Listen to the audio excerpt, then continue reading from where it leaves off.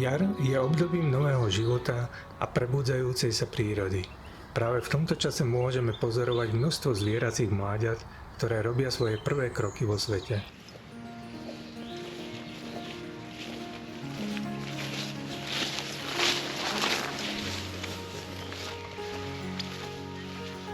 Dnes sa pozrieme na jarné fotografovanie mláďat psíka medvedíkovitého, plachého, no veľmi zaujímavého obyvateľa našej prírody. Fotografovanie mláďat si vyžaduje veľa trpezlivosti, citlivý prístup a rešpekt k ich prirodzenému prostrediu. Pri fotografovaní je dôležité zachovať dostatočný odstup, aby sme ich nerušili a neovplyvnili ich správanie.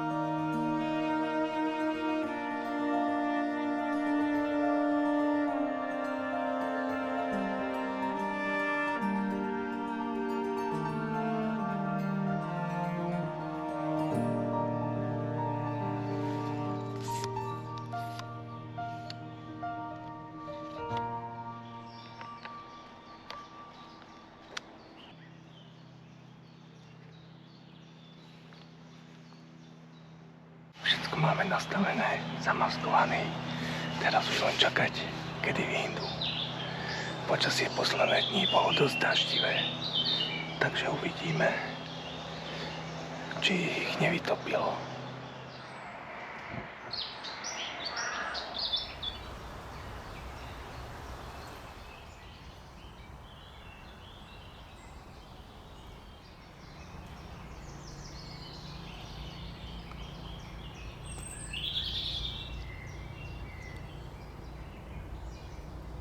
Mladé psíky medvedíkovité opúšťajú brelok len na krátky čas a pod dohľadom rodičov spoznávajú svoje okolie.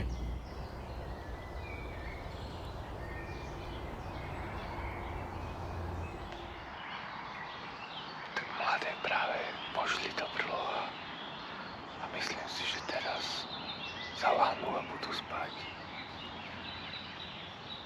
Ostanú možno až večer. Zase na večernú vychádzku. Skúsim počkať ešte na mamu, či sa náhodou nevráti. Ak nie, tak to potom zabalím.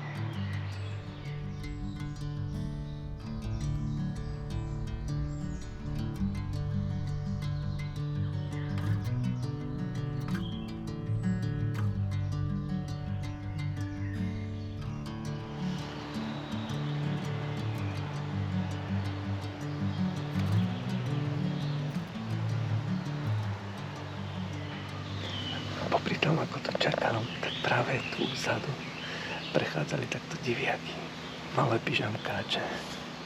A vôbec si ma nevšimli, išli potom smerom hore, aj s mamou. Paráda. Akože chcel som už odísť, ale to, čo sa tu začalo diať, to je neskutočne krásne. Pozrite sa. Bring me into golden sunlight. If I'm going with you, I know we'll get to the other side. Sinking in, I know this feels right. Catching a crazy love, moving through me like a wildfire. Like a wildfire.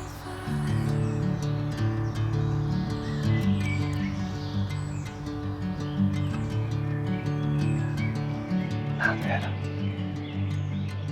Zatiaľ asi 60-minútové divadlo. Mláďata svojou zvedavosťou, hravosťou a vzájomnou interakciou vytvárajú jedinečné momenty, ktoré stoja za zachytenie. Každý záber rozpráva príbeh o začiatkoch života v prírode a o dôležitosti ochrany voľne žijúcich živočíchov.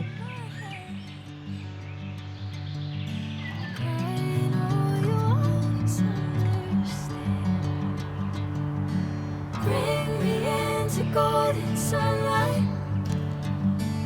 If I'm going with you, I know we'll get to the other side.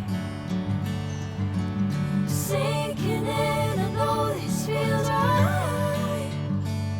Catching a crazy love, moving through me like a wildfire. Like a wildfire.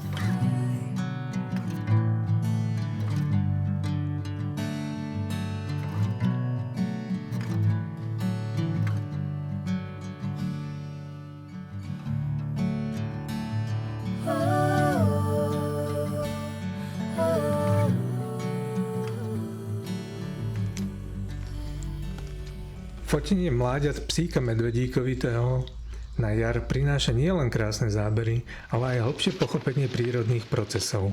Takéto stretnutia nám pripomínajú, ako vzácne a krehké je spojenie medzi človekom a prírodou. S rešpektom a ohľaduplnosťou môžeme zachovať tieto neopakovateľné okamihy aj pre budúce generácie.